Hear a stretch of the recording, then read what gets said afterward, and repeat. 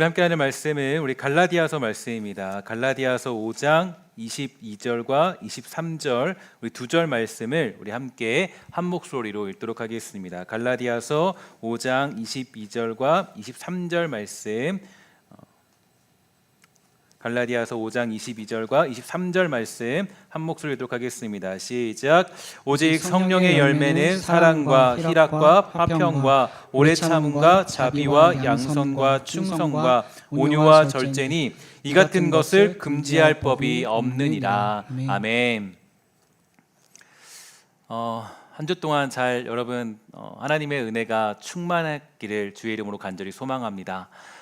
우리 지난 주간 보내면서도 많이 답답하셨고 또 여러 가지 상황들과 환경들이 녹록지 않았다라는 것에 대해서 여러분에게 주의 위로와 또 소망을 전달합니다.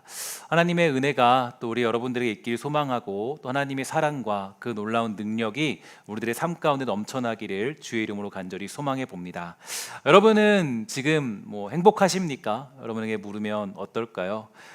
이 질문을 던지면 많은 사람들은 그럭저럭 그냥 살만해요. 아니면 힘들어요. 여러 가지 생각들을 하게 되겠죠. 어린아이서부터 모든 사람들이 행복합니까라는 질문 앞에 서면 왜 이렇게 작아지는지, 왜 이렇게 우리가 또 이렇게 여기에 대답할 수 없는지, 어떤 사람들은 저 행복하지 않습니다 이렇게 대답할 수 있겠죠. 사실 행복이라는 이 말은요, 이제 그 행복이라는 말 앞에 인간은 나약하고 연약해질 수밖에 없습니다. 그런데 대체 행복이란 어떤 걸까요? 사실 행복이라는 건 이 수학적인 공식으로 정의를 내릴 수 있는 간단한 문제가 아닙니다. 오히려 이 행복을 정의해 보려고 애쓰면 애쓸수록 점점 더 알 수 없게 되는데, 이 건강하다고 돈이 있다고 자녀가 있다고 행복한 것이 아니라 오히려 행복은 이 두루뭉술한 뜬구름을 잡는 건 아닌지 모르는 미궁에 빠지는 것 같은 그러한 것이 행복입니다. 모든 사람들이 행복을 찾고 있지만 사람들은 언제나 이 불안함에 빠지고 슬픔과 괴로움에 빠져서 사는 것이 사실이죠. 저는 이 설교를 준비하면서 먼저 저에게 다음과 같은 질문을 던져봤습니다. 데이야, 너는 행복하니? 저에게 이렇게 한번 질문을 던져봤는데요. 이 질문 앞에 서니까 저도 참 어떻게 대답해야 될지 모르겠다라는 그런 물음표가 저에게 남게 됩니다. 나는 정말 행복한가? 나는 정말로 즐거운가? 나는 정말 이 마음속에 평안이 있고 하나님이 주시는 평화가 있는가? 이런 질문을 던지게 되었는데, 요즘 이 코로나 기간이라서 이제 여러 가지 일상들이 좀 복잡해지지 않았습니까? 저도 이 코로나 기간이기 때문에 이 아이 둘이 학교와 유치원을 가지 않은 상황이라서 이 저녁이면은 이제 거의 같이 무조건 봐야 되는, 양육을 해야 되는 그런 시간이 많아졌습니다. 그러다가 이제 제가 아이랑 이렇게 놀다가 이 둘째 아이가요, 이제 그 제 방문을, 그러니까 요강신 방문을 잠궈버려서 혹시라도 이제 그 못 모르게 문 잠그는 놀이를 하다가 아이에게 어떤 무슨 일이 생길까봐 제가 조금 겁을 줬습니다. 로우나, 큰일 났다. 방문이 잠겼는데 어떻게 들어갈까? 저 안에 우리 짐하고 열쇠가 다 안에 있는데, 야, 이제 우리 이 방에 들어가지 못해. 이렇게 이야기를 해줬습니다. 그러자 아이가 이 방문을 열기 위해서 온갖 힘을 쓰고 노력을 했어요. 자기 머리핀을 딱 뽑더니 머리핀으로 막 열쇠를 막 열기 시작합니다. 열리지 않죠. 그러더니 뭘 하냐면 샬라샬라샬라 이러면서 주문을 외우기 시작해요. 그래서 이 시크릿 주주에서 배웠던 주문을 외우기 시작해서 그 주문으로 뾰로롱 하면서 이제 열려고 했는데 열리지가 않죠. 열리지 않습니다. 그러니까 아이가 한 1분, 2분 정도 시도해 보다가 그 문이 열리지 않으니까 이때 아이가 얼굴이 놀래기 시작해요. 큰일 났다. 이제 어떡하지? 이제 들어갈 수가 없어. 아주 아이가 얼굴이 좀 사색이 된 모습이 나타나는 거예요. 그래서 저는 좀 짓궂으니까 이 긴장감을 더 주기 위해서 말했습니다. 이제 이 안에 있는 짐은 꺼내줄 수가 없지. 우리도 갇혀버렸어. 이렇게 큰일 난 상황을 말하니까 아이가 우물쭈물거리더니 이렇게 말합니다. 괜찮아. 하나님이 구해주시지. 하나님이 구해주시는 건 맞지? 저렇게 물어보는 거예요. 그래서 저는 그 이야기를 들으니까 할 말을 잃었습니다. 이내 그래서 저는 그 문을 이제 열어주었고 아이에게 이렇게 일러줬어요. 이렇게 문을 잠그면 안 돼. 혹시라도 장난을 치다가 문을 잘못 잠그면 힘든 상황에 빠질 수 있어. 그러니까 언제나 너는 조심해야 돼. 이렇게 알려줬습니다. 아이에게 주의를 주면서 제가 문득 저에게 찾아온 생각이 있었어요. 맞다.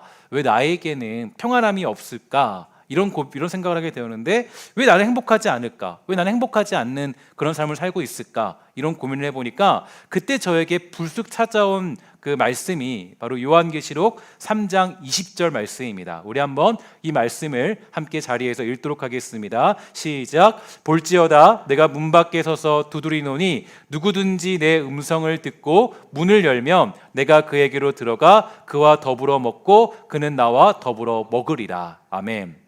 우리의 행복, 우리의 평화는 어디에 있을까요? 우리가 평화를 누리지 못하는 이유는 무엇일까요? 그것은 우리가 이 문을 닫고 주님의 평안을 받아들이고 있지 않기 때문은 아니겠습니까?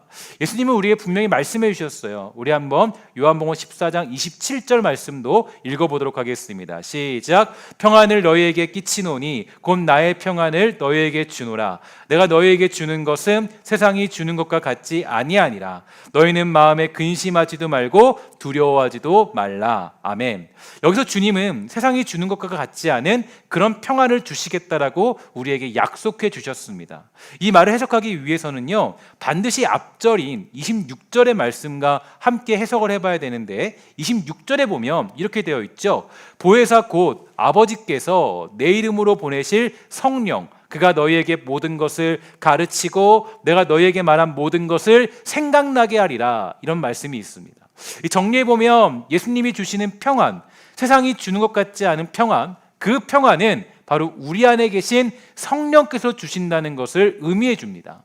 우리가 아까 보았던 세상이 주는 것 같지 않은 평안을 누리지 못하는 이유가 과연 어디에 있겠습니까? 그것은 26절의 내용을 우리가 잃어버렸기 때문이에요. 우리의 평안은 오직 성령께서만 주실 수 있고 성령께서 가르쳐 주셔야만 진정한 평안을 우리가 누릴 수 있게 되는 겁니다. 그런데 이 평안을 자꾸 우리가 성령님이 아닌 다른 것으로 찾으려 하고 누리려 하니까 우리가 행복하지 않고 이 평안함이 없는 삶을 살게 되는 거죠. 앞에 있는 저 역시 마찬가지입니다. 저도 목사이지만 여러모로 걱정이 있고 두려움이 앞설 때가 얼마나 많은지 모릅니다. 지난 수요일에는요, 마음이 불안했는지 이런저런 꿈을 꾸기도 하고 그런저런 생각들이 제 마음을 뒤엎기 시작했습니다. 말씀을 전하는 사람이고 신앙으로 똘똘 뭉쳐서 평안함을 가지고 살아야 될 목사임에도 불구하고 저도 이렇게 평안을 누리지 못하고 있는데 여러분들은 얼마나 힘들고 어려운 삶을 살고 있을까요? 보통 교회에서 이 성령 충만에 관하여 선포하고 우리 성령 충만하자 이렇게 말하지만 그러면 성령 충만이 무엇일까? 성령이 충만해지면 병을 고치고 방언을 하고 어떤 은사를 가지고 살아가는 걸까요? 그렇지 않습니다. 성령 충만은 요한복음 14장 26절의 말씀에 충실해지는 것을 의미하고 있어요. 보혜사 곧 아버지께서 내 이름으로 보내실 성령 그가 너희에게 모든 것을 가르치고 내가 너희에게 말한 모든 것을 생각나게 할 것이다. 바로 성령께서 주님이 가르쳐 주신 것을 생각나게 하시는 것이고 그렇게 할 때 우리는 진정한 성령의 열매가 맺히면서 그 중에 화평의 열매, 평안의 열매가 우리에게 맺힐 수 있다라는 거죠.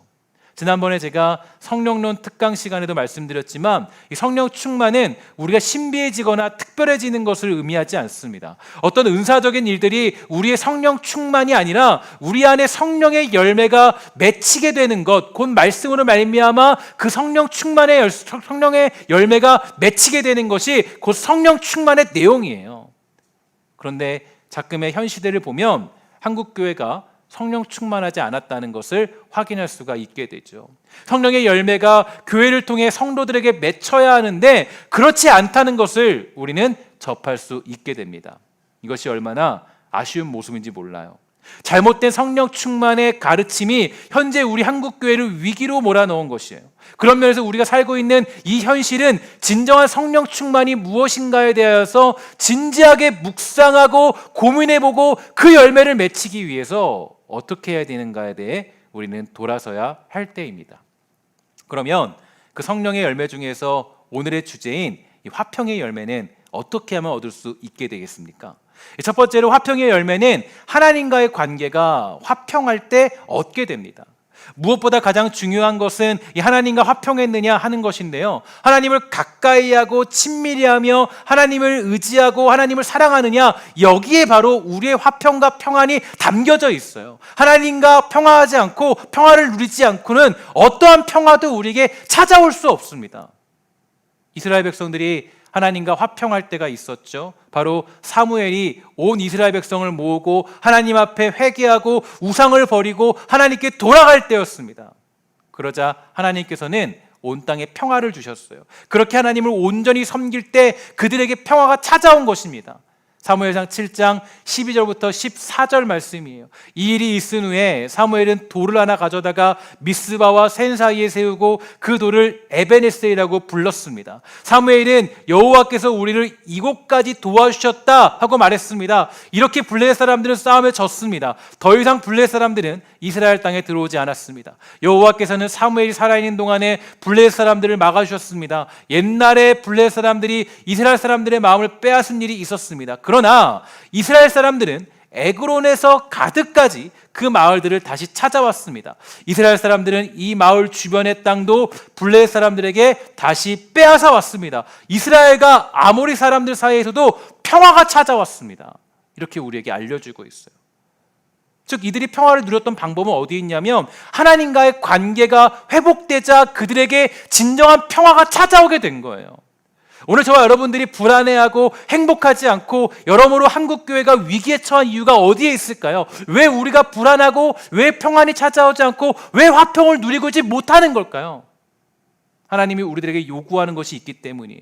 하나님은 이유가 없는 분이 아니시고 실수가 있는 분도 아니십니다. 그러면 우리는 하나님의 뜻을 물어야 돼요. 하나님, 제가 왜 이리도 불안하고 평안함이 사라진 걸까요? 왜 우리는 화평을 잃어버리고 행복도 사라져버린 걸까요? 예수를 믿고 있는데 교회를 다니고 있는데 왜 이렇게 우리에게 답답한 상황을 주시는 걸까요? 사실 제가 이런 질문에 대해서 답을 한번 경험한 적이 있어요.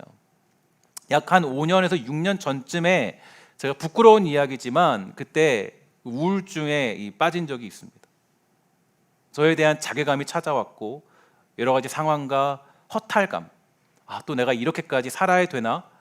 이런 생각들에 정말 그 생각에 너무 부끄럽지만 정말 목숨을 끊고 싶다라는 생각까지 하게 된 그런 시절이 있었습니다. 너무나 힘들고 어려운 상황이어서요. 정말 너무 부끄러운 얘기지만요. 제 머릿속에는 사실 자살이라는 생각만이 떠나지 않을 정도였어요. 내 목숨을 끊고 싶다. 아침에 새벽 기도를 갔다 와서 목회자였음을 불구하고 갔다 와서 아침에 그냥 그 집에 들어오면 6시였거든요. 6시에 들어오기 전에 차에 그냥 잠깐 앉아요. 앉아서 생각을 딱 멈춰봐서 이제 딱 끝나버리면 그 생각이 9시예요. 그러니까 3시간 동안 어떤 생각만 했냐면 어떻게 하면 내가 죽을 수 있지? 어떻게 죽을 수 있을까? 그게 반복되는 거예요. 계속적으로. 매일같이 어떻게 하면 죽을까라는 생각만 하고 살았어요. 근데 제가 직분이 목사니까 병원을 쉽게 갈 수 있는 것도 아니었고 목사가 근심이 있어서 우울증 걸려서 정신과에 간다는 게 그것도 모양새가 저에게는 이상했어요. 저에게는 괜히 자존심이 허락치 않았어요. 진퇴양난이었습니다. 그래서 정말 이러다가 내가 죽을 것 같아서 내 아내에게 그 사실을 털어놓고 망설이다가 조금 더 이제 큰 병원을 가려고 했는데 너무 신기한 일이 벌어졌어요. 이제 잡으려고 이제 다 모든 걸 예약을 하려고 다 준비 중에 있었는데 근데 그날은 너무나도 그 다음 날은 너무 이상하게 새벽 기도를 하는데 하나님이 저에게 무슨 말씀을 하는 것 같았습니다. 저는 정말 아무 힘도 없이 말씀을 전했는데 이상하게 그 말씀들이 저에게 비수같이 꽂히기 시작했어요. 저에게 하나님의 크심을 보여주셨습니다. 그때 딱 깨달은 말씀이 무엇인가 보니까요. 에베소 3장 19절부터 20절 말씀이에요. 이 말씀입니다.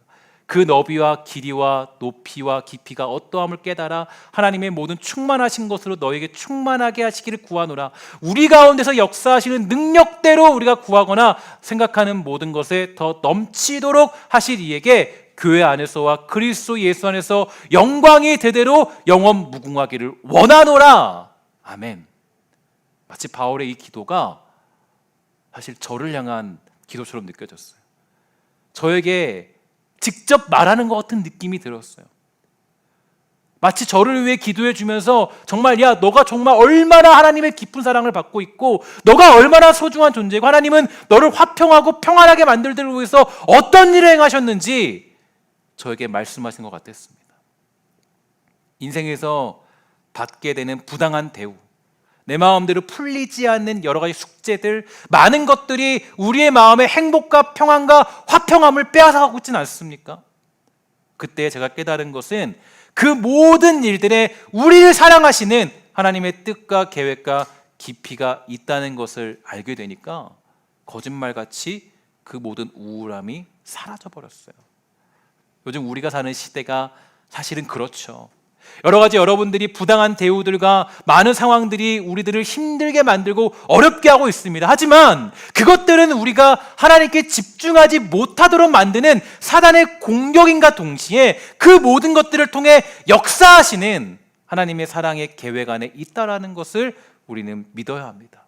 그러므로 무엇보다 우리는 지금 모이지 못하고 있는 이 현실과 어려움들 속에서 우리 안에 계신 성령님께 집중하셔야 돼요. 그 성령님과의 관계에 우리는 모든 힘을 쏟으셔야 돼요. 그래야 그 성령님께서 그동안 우리가 잃어버렸던 주의 말씀들을 생각나게 하시도록 우리의 마음을 우리는 열어야 되는 것이고, 그것이 우리가 화평을 얻게 되는 방법입니다. 두 번째로 화평을 얻는 방법은 주님께 순종하는 것이죠. 무엇보다 화평은 말씀 앞에 굴복하고 순종할 때 주어지는데요, 신명기 28장 1절과 7절은 우리에게 이렇게 말해줍니다. 내가 내 하나님 여호와의 말씀을 삼가 듣고 내가 오늘날 내게 명하는 그 모든 명령을 지켜 행하면 내 하나님 여호와께서 너를 세계 모든 민족 위에 뛰어나게 하실 것이라. 내 대적들이 일어나 너를 치려하면 여호와께서 그들을 내 앞에 패하게 하시리니 그들이 한 길로 너를 치러 들어왔으나 내 앞에서 7길로 도망하겠다. 우리에게 알려주고 있습니다.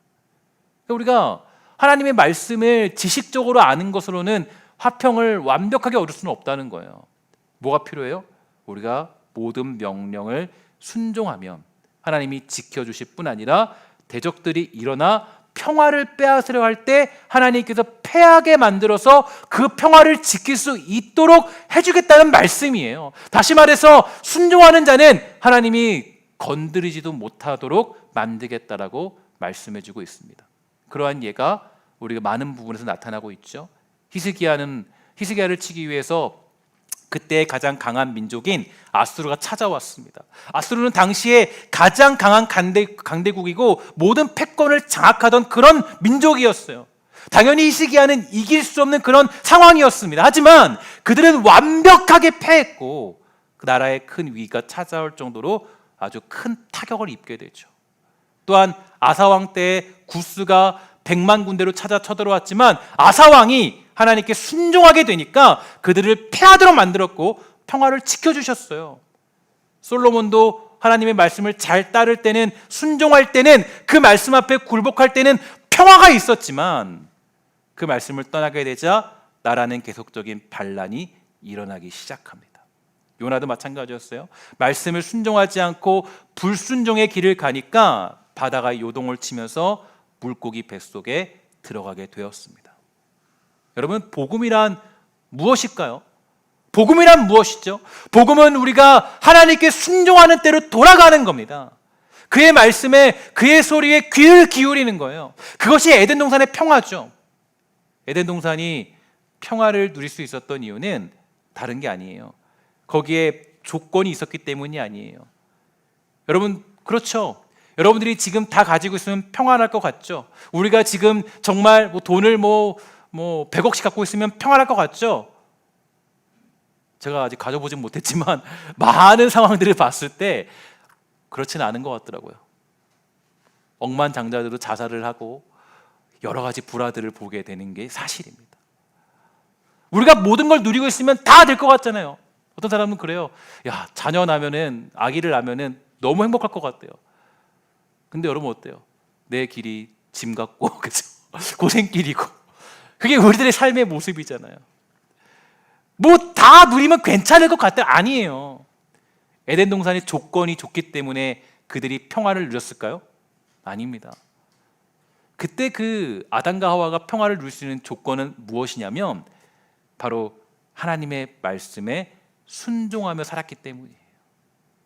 그러나 이 사단의 유혹에 그들은 넘어가서 불순종하기 시작했고 하나님이 먹지 말라는 선악과를 먹게 되므로 평화의 동산 에덴 동산을 빼앗기고 만 것입니다. 결국 그들에게 찾아온 것은 불행한 세상이었어요.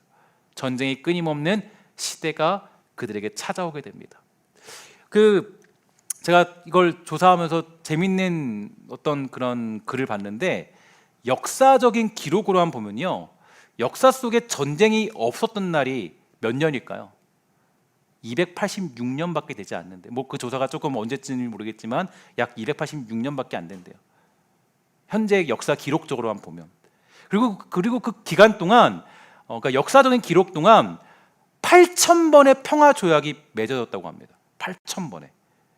그러니까 세상의 평화란 사람들이 다시 싸울 준비를 하는 역사 속에 일어나는 짧게 빛나는 순간이다라고 할 정도로 이 땅은 평화가 존재하지 않는 세상으로 전락해버리고 말았습니다. 그 이유가 어디에 있어요? 하나님의 통치와 그분의 주권에 굴복하지 않는 우리들의 모습 때문이에요. 결국 순종하지 않는 그 모습이 우리의 평화를 깨트려버린 겁니다. 그래서 우리는 예수님을 무슨 왕이라 불러요? 뭐라 부르죠? 어떤 왕이에요? 평화의 왕이라고 불러요. 평화의 왕.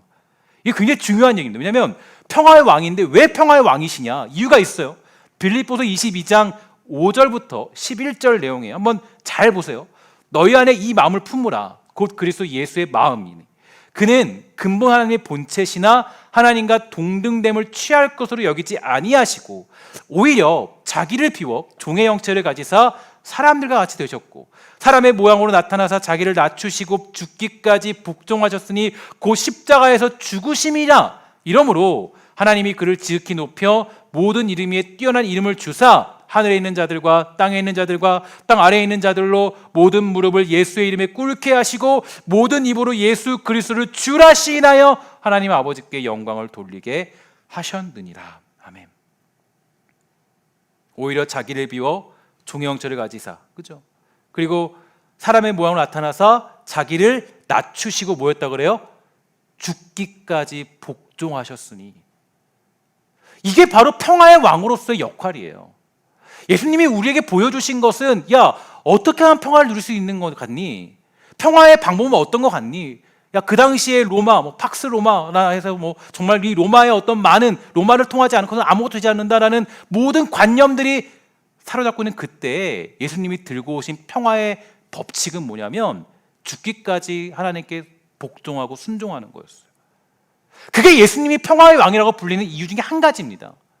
평화의 왕이신 예수님께서 이 땅에 오셔서 하신 것은 바로 하나님께 완전히 순종하고 복종하신 거예요. 자기가 원하는 것을 하지 아니하시고 하나님께서 하라고 하신 것을 감당하신 거예요. 그래서 그분을 가리켜서 우리는 평화의 왕이라고 얘기해요. 예수님은 숨을 거두시며 말씀하셨어요. 기억나시죠? 뭐라고 그랬습니까? 다 뭐예요? 이루었다. 여러분, 예수님이 뭐라고 그랬어요? 다 이루었다. 뭘 이루신 거예요? 뭘 하신 거예요? 어떤 걸 이루신 거예요? 하나님 앞에 자신의 인생을 죽기까지 복종하고 순종한 사실을 이루신 거예요. 주님이 그렇게 가장 인생 공생의 기간 동안에 가장 집중했던 것은 내 뜻이 아니라 오직 우리 하나님 아버지의 뜻에 순종하고 복종하는 그 평화의 자리에 들어가신 거예요. 자기 인생을 하나님의 뜻대로 복종하며 하셨음을 의미하는 게 다 이루었다라는 뜻이죠. 요한복음 3장 36절이에요. 함께 읽도록 하겠습니다. 시작. 아들을 믿는 자는 영생이 있고 아들을 순종치 아니하는 자는 영생을 보지 못하고 도리어 하나님의 진노가 그 위에 머물러 있느니라. 로마서 1장 5절. 그로 말미암아 우리가 은혜와 사도의 직분을 받아 그 이름을 위하여 모든 이방인 중에서 믿어 순종하게 하나니 너희도 그들 중에 있어 예수 그리스도의 것으로 부르심을 입은 자니라. 우리는 이 순종의 자리로 가야 됩니다. 여러분, 성도의 특권이 뭐라고 생각하십니까? 성도의 특권이 무엇일까요? 어떤 게 특권일까요? 우리가 구원받았음을 알게 되는 가장 중요한 특징이 뭔지 아세요? 사실 죄인 된 사람들의 가장 큰 특징을 보면 알아요. 죄인 된 사람들, 아직 구원받지 못한 사람들의 특징은 바로 불순종이죠. 하나님의 말씀을 따르고 싶어 하지 않아요. 그 말씀을 마음에 새기려 하지 않아요. 하나님의 말씀을 따르려고 하지 않고 비판하고 비난하고 정죄해요. 그러나 구원받은 사람의 특징은요, 연약한 육체가 있고 연약한 아직 변화되는 과정에 있기 때문에 완벽하게 하지는 못하지만 우리 마음에 뭐가 있어요? 주님을 따르고자 하는, 주의 말씀을 따르고자 하는 그 순종의 특권이 우리에게 찾아오는 겁니다. 그래서 뭐예요? 주의 말씀을 순종할 때 뭐가 임하는 거예요? 평화가 임하게 되는 거예요. 이게 주님이 세우신 에덴 동산의 법칙이었어요. 우리가 에덴으로 돌아가는 특권을 누리게 되었는데, 에덴 동산의 가장 중요한 법칙은 거기서, 그 자리에서 하나님의 말씀에 완전히 순종했을 때, 그때 에덴 동산의 기쁨과 즐거움을 누릴 수 있던 것입니다. 빌립보서 4장 9절, 너희는 내게 배우고 받고 듣고 본 바를 행하라. 그리하면 평강의 하나님이 너와 함께 하시리라. 이 말씀이 저는 오늘 말씀의 핵심이라고 생각해요. 우리 빌립보서 4장 9절 말씀을 다시 한번 마음속에 새기며 읽도록 하겠습니다. 시작. 너희는 내게 배우고 받고 듣고 본 바를 행하라. 그리하면 평강의 하나님이 너희와 함께 하시리라. 아멘. 여러분, 주님의 말씀에 굳게 서십시오. 배우고 받고 듣고 본 바를 행하고 그 말씀대로 사는 것입니다. 그러면 진정한 평안이 회복되고 하나님이 함께 하실 거예요. 평안이 찾아오는 거예요. 제가 이제 이 목회 생활을 시작하면서 코로나가 터지니까 여러 가지 고민이 되잖아요. 어떻게 교회를 이끌어 갈 것인가 고민을 하다가 이제 지지난주에 이제 여러 가지 그 교육부서의 고충을 들으면서 또 부모님들의 이야기를 듣고 여러 가지 생각들을 들으면서 제가 이제 지난주에 결정을 한 게 온가족 예배를 드리기로 결정을 했죠. 다음 세대를 위해 기도회도 가지고 함께 예배하며 다음 세대에게 우리의 신앙을 전수하자는 의미. 아까 제가 줌으로 잠깐 봤는데 많은 분들이 참여를 했고 그분들이 열심히 자녀를 위해 기도해 주시더라고요. 또 여기서도 지금 이 자리에서도 아까 이제 뒤에서 아까 그 2부 때 찬양했던 분들이 또 울면서 기도도 하시고 다음 세대를 위해 기도하시고. 그렇죠? 그러니까 제가 이런 걸 만든 이유가 뭐냐면 다음 세대에게 우리의 신앙을 전수하자는 의미예요. 울며 겨자 먹기로 우리 통합 예배 드리자, 그게 아니에요. 제가 우리 동역자들에도 계속적으로 말씀드리고 말하는 게 어떤 거였냐면, 울며 겨자 먹기로 야 우리 뭐 사람 많이 안 모이니까 이렇게 통합 예배 드리자, 그거 아니에요. 여러분, 사명을 가지셔야 돼요. 제가 왜 이렇게 하자면요, 이때를 통해서 우리의 신앙을 듣고 본 바를 행할 수 있도록 그 자녀에게 전달해 주자는 거예요. 저희 사실 이런 생각을 좀 시도하게 된 것은 신성교회에서 제가 오랜 시간 사역했지 않습니까? 약 12년 정도 사역을 했는데, 근데 제가 사역을 하면서 어린아이서부터 온 어른들까지 사역을 제가 다 감당했습니다. 사실, 그죠?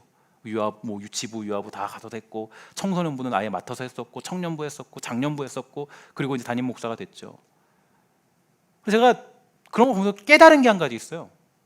뭘 깨달았느냐? 물론 아주 예외로 그렇지 않은 경우가 종종 있지만 대부분의 자녀들이 성격이나 말하는 방식이나 모습이나 세계관, 심지어는 신앙적인 판단도 부모님과 거의 한 80, 90%의 싱크로율을 보여주고 있습니다. 거의 비슷해요. 거의.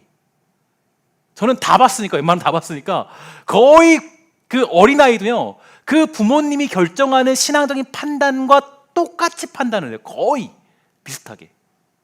그러니까 나가 신앙이 거의 90% 정도, 80에 90, 제가 그냥 통계를 내본지는 아니지만 제가 그냥 추측으로 봤을 때 그렇더라고요. 예를 들어서 뭐 부모님이 정말 10의 1조나 아니면 어떤 그런 것들을 철저히 감당하는 믿음 있는 사람들은 자녀들도 직장 가면 10의 1조를 철저히 하더라고요. 아주 예배를 철칙으로 지키는 부모님들의 자녀들은요, 그 마음속에 예배를 드리고자 하는 결단을 보게 돼요. 그리고 지금은 아니더라도 정말 신기한 게요, 제가 10년 동안 보면서 지금은 아니더라도 시간이 지나면 그 부모님의 믿음이 그대로 발현되는 걸 보게 됩니다. 너무나 재밌는 건요, 예배 드릴 때 제가 늘 너무 신기한 게 있었어요. 예배 드릴 때 뭐 제가 오래된 일이라서 재밌는 건, 예배 드릴 때 어떤 분이 이제 5분도 안 돼서 이렇게 조는 그 성도님이 계세요. 5분도 안 돼. 그러면 너무 신기한 게 뭐냐면요, 그 자녀들도 5분쯤 되면 졸음이 쏟아져요. 그때부터 자기 시작해요. 너무너무 신기해. 너무너무. 전 너무 깜짝 놀랐어요. 아니 어떻게 그것도 전수가 되냐. 이런 것도 있어요. 신화의 결단이 이제 보면 쉽게 흔들리는 분들 계시거든요. 근데 너무 재밌는 건 자녀들도 똑같아요. 거의 신앙도 흡사해요. 저는 이제 이거를 아주 현실적으로 철저히 봤죠. 하나님이 일부러 보여주신 것 같아요, 저는. 그래서 제가 곰곰이 생각해 봤어요. 담임 목사를 맡으면서 제가 하나님 해야 될 일이 뭡니까? 저 어떻게 해야 되죠? 저 여기서 제가 할 사명이 뭐예요? 사람 늘리고 뭐 교회 크게 하고, 이거 아니잖아요. 제 사명은. 하나님 주신 사명이 있잖아, 하나님. 근데 보니까 그 사명이 제가 처음부터 시작한 게 뭐예요? 전 세대를 한 말씀 하나로 묶어서 한 본문으로 예배하는 것. 통일성을 가지는 비전이 있었고, 그 비전에 맞춰서 현 시대에 저에게 주신 하나님의 뜻은 바로 이 통합 예배였습니다. 자녀들이 온라인으로 예배하는 것, 함께 이 예배 드리는 것 힘들 수 있죠. 제가 지금 여기 지금 우리 뒤에도 한 분이 그 아이와 함께 있는데요. 아까 제가 올라오면서 오전 예배 지금 보면서 본 게, 아이가 이제 당연히 이제 예배들이 힘들잖아요. 그래도 무릎에 앉혀서 보고 하는 모습들. 저는 이게 진짜 신앙 교육이라고 생각해요. 아이에게, 자녀에게 내가 어떻게 예배하는지, 어떻게 주님을 찬양하는지, 사실 우리가 어떤 말을 해도 못 알아듣잖아요. 근데 뭐가 있어요? 우리가 보여주는 모습들, 그죠? 온라인이지만 주님께 예물 드리는 습관도 가르쳐주고, 주님께 순종하며 살아가는 방법, 진정한 평안을 누리는 방법을 몸소 보여주는 의미예요. 물론 이제 어린 자녀를 두신 분들 나름대로, 청년들, 청소년들을 두신 자녀들 나름대로 또 여기도 고충이 있을 거예요. 그러나 저는 이것이 저와 여러분들에게, 우리 자녀들에게, 우리 다음 세대에게 예수가 누구인지, 신앙인이 무엇인지, 그리스도인이 어떤 사람인지 정확하게 가르쳐 줄 수 있는 매우 중요한 메시지라고 생각합니다. 물론 여기 나와서 이제 봉사하시는 분들은 그런 기회를 못 가져서 아쉽은 것도 있겠지만, 아마 벌써 나와서 봉사하는 분들은 아마 그런 것들이 많이 전수가 되어 있는 상태일 겁니다. 가정을 위해서 저는 특별히 또 봉사하는 분들, 또 여기 나와서 예배하는 분들에게 더 큰 은혜가 있기를 또 기도해 봅니다. 특히 부모님들은, 자녀를 두신 분들은 이 시기를 보내면서 다음의 말씀을 마음에 새기시고 또 실행하십시오. 다시 한번 우리 읽어볼까요? 시작. 너희는 내게 배우고 받고 듣고 본 바를 행하라. 그리하면 평강의 하나님이 너희와 함께 계시리라. 아멘. 이게 우리의 마음이에요. 자녀에게, 다음 세대에게 정확하게 얘기해 주는 거예요. 야, 너희는, 그지? 내게 배우고 받고 듣고 본 바를 행해라. 내가 얼마나 예수를 사랑했는지, 내가 얼마나 주님께 온전히 기도했는지, 내가 얼마나 주님 앞에 예배하는데 나의 삶을 드렸는지, 내가 말씀에 어떤 목숨을 걸고 살았는지, 야, 이게 진짜 평안이야. 이걸 다음 세대에게 전수하도록 하기 위한 게 바로 교회의 모습이에요. 사실 제일 고민이 많았던 게 이거였습니다. 왜 통합 예배를 드리면, 제가 이 교회 역사를 나름대로 분석을 해보니까 교회가 무너진 시기가 언제인가 보면요, 저는 그거라고 생각해요. 그 교회들이 이제 사실 제가 봤을 땐 통합 예배가 제일 올바른 것 같아요. 모든 예배의 근원이. 그러니까 교육적인 생각으로는 사실 맞죠. 뭐 각 부서대로 유아부대로, 유치부대로, 유소년부대로 그게 맞겠죠. 교육적인 방식으로는. 근데 사실은 하나님은 그렇게 가르치는 걸 원치 않더라고요. 하나님은 부모가 직접 아이에게 신앙을 가르치는 모습을 원하시고, 정말 그렇게 될 때 교회가 오히려 신앙을 전수하는 너무 중요한 원칙이 되더라고요. 자녀들의 행복을 위해 여러분 학원도 보내고 용돈도 주고 여러 가지 일들을 합니다. 왜요? 아이가 평안하도록 하기 위해서. 야, 너 지금 열심히 공부해야 나중에 좋은 직장 가. 그죠? 뭐 좋은 대학교 가. 왜요? 평안하도록 하기 위해서. 나름대로 평안하도록 하기 위해서. 근데 여러분, 진정한 평강은 뭔지 아세요? 진정한 평강은, 그 평안은, 그 화평은 바로 여러분들을 통하여 배우고 받고 듣고 본바를 자녀들이 행하게 될 때 진짜 평강을 누리게 되는 겁니다. 우리들이 목숨 걸고 예배를 지키는 모습. 우리 자녀는 교회 안 다녀요. 그래서 저는 뭐 아니에요. 여러분들을 통하여서, 윗세대를 통하여서 여러분의 다음 세대, 교회 다음 세대가 그걸 보고 배우는 겁니다. 우리 지금 앞에 찬양팀 했던 청소년 애들도 있어요. 나는 목사님 전 자녀도 없는데요. 다음 세대가 없어요. 아니에요. 제가 보니까 정말 믿음이 좋은 친구들을 보잖아요. 그 친구들은 누굴 보면 자랐는지 아세요? 위에 선배들이 하나님 섬기는 걸 보고 배웠더라고요. 위에 선배들이 이렇게 해서 하나님 섬겼어요. 그러고 그 찬양팀 자리를 서고, 그러고 그 예배에 참여하더라고요. 그리고 부모님의 역할이 정말 큰 사람들도 있고요. 저는 그래서 우리 교회가 일단은 12월까지 이렇게 우리가 진행을 하게 될 텐데, 통합 예배로 진행을 될 텐데, 여러분들이 사명 가지고 보냈으면 좋을 것 같습니다. 그래서 사실 저는 그래요. 사실 우리가 현장 예배를 복귀해도 아이들이 같이 와서 예배했으면 좋겠어요. 떠들어도 괜찮아요, 아이들. 그럴 수 있죠, 애기들 막 야, 너 예배 시끄러우니까 너 유아실로 들어가. 그거 저는 아니라는 것 같아요. 시끄러울 수 있죠, 애들인데. 그럴 수 있는 거 아니에요? 그거 너무 우리가 예민할 필요 없어요. 뭘 해야 돼요? 그래도 꿋꿋이 예배하는 모습을 보여줘요. 꿋꿋이 주님 사랑하는 모습. 그게 교회의 생명 아니겠습니까? 근데 우리가 이 교회의 생명을 잊어버리고 있어요. 다른 걸로 만족 채워주려고 그래요. 우리가 평강을 누리는 마지막 방법은 바로 주님께 순종하는 겁니다. 마지막으로 우리 그런 의미를 붙여서 신명기 6장 4절부터 9절 말씀 마지막으로 읽고 오늘 말씀을 정리하도록 하겠습니다. 시작. 이스라엘아 들으라. 우리 하나님 여호와는 오직 유일한 여호와시니 너는 마음을 다하고 뜻을 다하고 힘을 다하여 내 하나님 여호와를 사랑하라. 오늘 내가 내게 명하는 이 말씀을 너는 마음에 새기고 내 자녀에게 부지런히 가르치며 집에 앉았을 때든지 길을 갈 때든지 누워 있을 때든지 일어날 때든지 이 말씀을 강론할 것이며 너는 그것을 내 손목에 메어 기호를 삼으며 내 미간에 붙여 표로 삼고 또 내 집 문설주와 바깥문에 기록할지니라. 아멘.